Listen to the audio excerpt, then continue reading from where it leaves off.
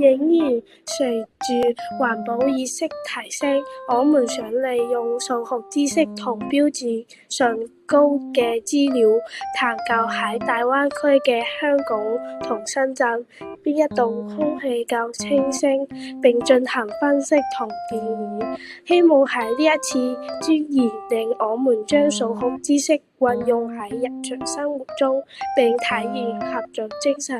跟住落嚟到我哋組員嘅自我介紹。大家好，我係組長邱宇璇，我主要任務負責收集同處理數據，進行分析。我希望喺呢一次研習中學到團體合作同自行數據處理。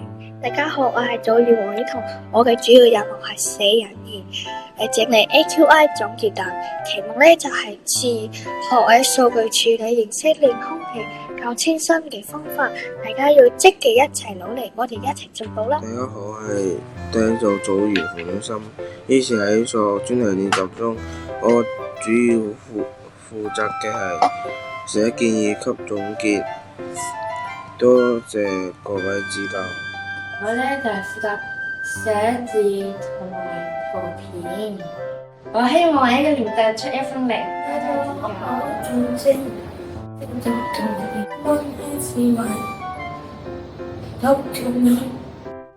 探究問題：香港同深圳邊一個城市嘅空氣較清新？全民投票睇一睇，邊個城市嘅空氣清新度好啲呢？係深圳定係香港？諗一諗，回答就呢個問題啦。全民投票睇一睇，投票日期13日3月25日，方法一人一票，即時投票卡顯示結果。你認為邊個嘅城市空氣清新啲呢？深圳16人，香港同深圳一樣2人，深圳3人。根據我班嘅投票嚟睇，深圳嘅空氣質素呢係清新啲呢，但係真實結果又係點嘅呢？根據真實情況睇一睇，去搜尋一下資料啦。咁有啲咩方法可以揾到正確同可信性高嘅資料嚟解答探究問題呢？得正確資料嘅方法有3個：第一，課堂所學；第二，日常生活體驗及常識；第三，網絡搜尋。資料素養嘅重要性。資訊素養必須列出處版權嘅聲明，認別資訊嘅可信度，發布時地人，注意頂級網頁，政府 gov、教育 edu、機構 org、網絡 net、唔好意思，商業 com。經過商量同埋搜查，我組咧決定整合以下嘅9個網站，有4個係政府，1個係教育，2個機構同埋2個商業。gov 咧主要係搜尋人口面積，香港、深圳政府官網。org 查看香港及深圳每日嘅 AQI。搜尋資料，我哋組用咗維基百科。com 就係做呢份專題研習，我哋組用咗 Canva 搜尋網站同埋圖片，我組用咗 Google 嚟搜尋。edu 我哋用咗搜尋正確嘅資料，用咗香港嘅教育城網站。網站所得嘅份數，政府4%，教育1%，商業2%，機構2%，全部都係真份數，弱智最減。政府 gov、教育 edu、機構係 org、雙語係 COM。睇一睇邊個佔嘅分數最多啦。影響空氣清新度嘅因素，整體左圖。左圖呢啲物質越多，空氣因素就越低。整體嚟講，影響空氣清新度嘅因素有兩種，一個係人為因素，一個係自然因素。你估下我哋組用邊？影響空氣清新度嘅因素，我哋組揀咗人類活動列組。密度計算方法：香港人口754萬，深圳1766萬。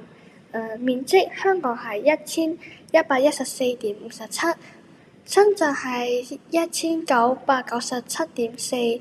人口密度，香港同埋深圳到底係點樣呢？諗一諗，估一估，睇下正確嘅答案到底係人口密度點樣嘅呢？計算方法，用人口除以面積等於每平方公里。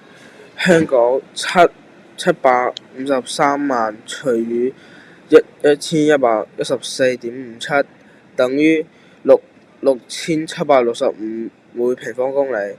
深圳1766萬除以1997.47等於8841每平方公里。根據以下嘅上述，我組推測香港嘅空氣清新過深圳嘅，你覺得呢？我哋組推測香港比深圳空氣夠清新，我哋該如何驗證呢？空氣質素指數利用 AQI 嚟驗證推測。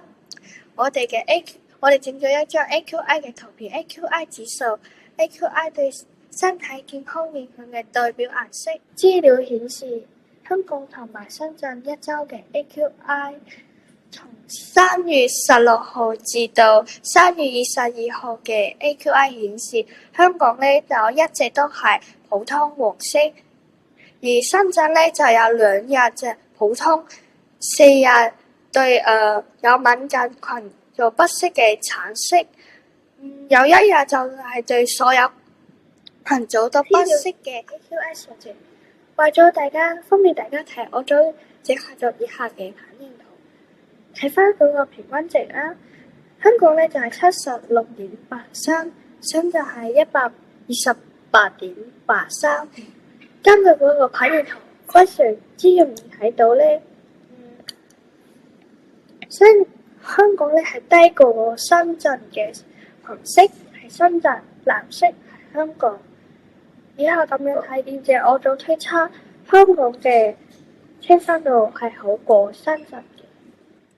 結論：香港嘅空氣比深圳清新，點解呢？因為香港嘅人口密度較少， AQI 較好，禁煙氛圍較多，工場數目較少。總結：網上搜尋可信度較高嘅資料，平均數 AQI 複製棒形圖，香港空氣比較深圳清新。課堂所學所教，我哋建議大家減少家居嘅能源消耗量，定期清洗冷氣機嘅夾層膜，唔要吸煙，資料來源齊心合力，改善空氣。依家嚟講講我哋嘅行動，製作英文嘅海報嚟呼籲大家要健康生活，少啲吸煙啦，要用啲大型嘅交通工具啦，同埋少啲用嗰啲電子產品，都可以令環境空氣更加清新啲㗎。以下就係我組用嘅資料來源。如果你對呢啲網站有興趣，或者呢啲網站對你嘅生活都有幫助嘅話，唔妨把影片停一停去睇下啦。清新，大家開心，多謝大家觀看。